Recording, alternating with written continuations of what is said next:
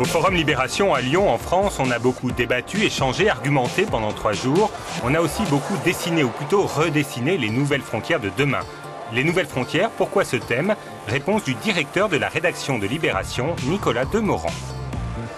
Le titre est venu dans un premier temps des révolutions arabes.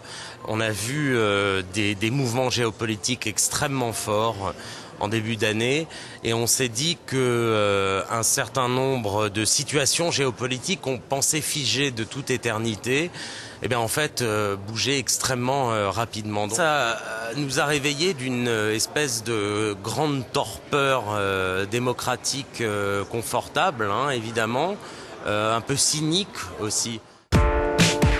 Cyberactivistes tunisiens, combattants libyens, artistes égyptiens, les acteurs des révolutions arabes sont venus témoigner de leur envie, plus d'espoir, plus de dignité.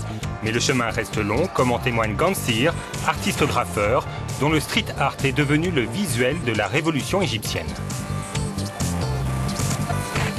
I'm boycotting the elections. Alors que l'Égypte vote pour les premières législatives post-Moubarak, Gansir refuse de légitimer le régime militaire en place. I don't think it's possible for any democratic. Je ne pense pas que des réformes démocratiques puissent être mises en place tant que les militaires ne sont pas poussés dehors et poursuivis pour les crimes commis ces derniers mois, mais aussi durant la période du régime de Moubarak. But also during its time with the Mubarak, because they are part of the previous regime. Une position partagée par Mahmoud Hussein. Sous ce pseudo, les intellectuels égyptiens Bagat El Nadi et Adel Rifat, ils appellent à un transfert du pouvoir militaire au pouvoir civil, garant dès lors d'élections libres. La démocratie produira ce qu'elle produira.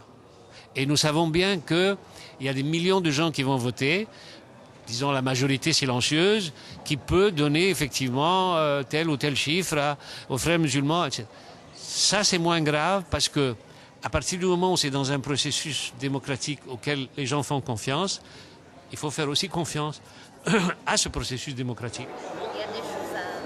Et c'est ce que fait la cyberactiviste tunisienne Amira Yayaoui. En Tunisie, les élections ont eu lieu en octobre avec la victoire du parti islamiste Ennahda.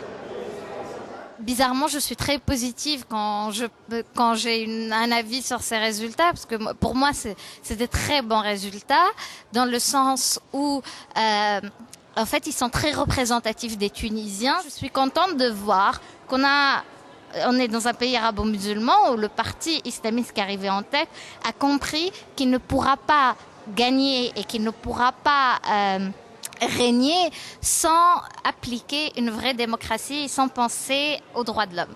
Les révolutions arabes, certes, mais un autre sujet a fait débat ici au Forum Libération, la crise de l'euro. Que faire pour empêcher que la monnaie unique européenne n'explose? Et pour certains Français, la réponse se trouve du côté de la Banque centrale européenne et des euro-obligations. Le candidat socialiste en campagne pour les élections présidentielles françaises en 2012 se fait fort de convaincre la chancelière allemande Angela Merkel. Je lui dirais les choses simples. Si nous voulons avoir de la croissance alors qu'il y a des dettes publiques à maîtriser, des dépenses à contenir, il faut que l'Europe elle-même soit un facteur de croissance, d'où l'utilité des eurobonds. Pour résumer cette traduction française et pour partir sur des Mutualiser l'emprunt dans la zone euro, une idée mal accueillie par l'Allemagne, mais partagée par l'ancien Premier ministre Dominique de Villepin. ajouter bien sûr la crise américaine. La zone euro a besoin de davantage d'intégration fédérale avec de nouveaux instruments, une nouvelle politique de la Banque centrale européenne qui puisse se porter garante en dernier ressort avec la création d'euro-obligations.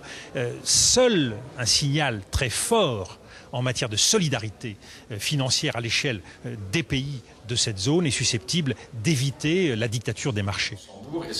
Peut-on justement gouverner face à la finance mondialisée? Oui, mais il faut faire le ménage, dixit l'économiste Jean-Hervé Lorenzi. Une politique commerciale agressive. La régulation financière a quand même pas tout à fait rempli le rôle qu'on avait fixé.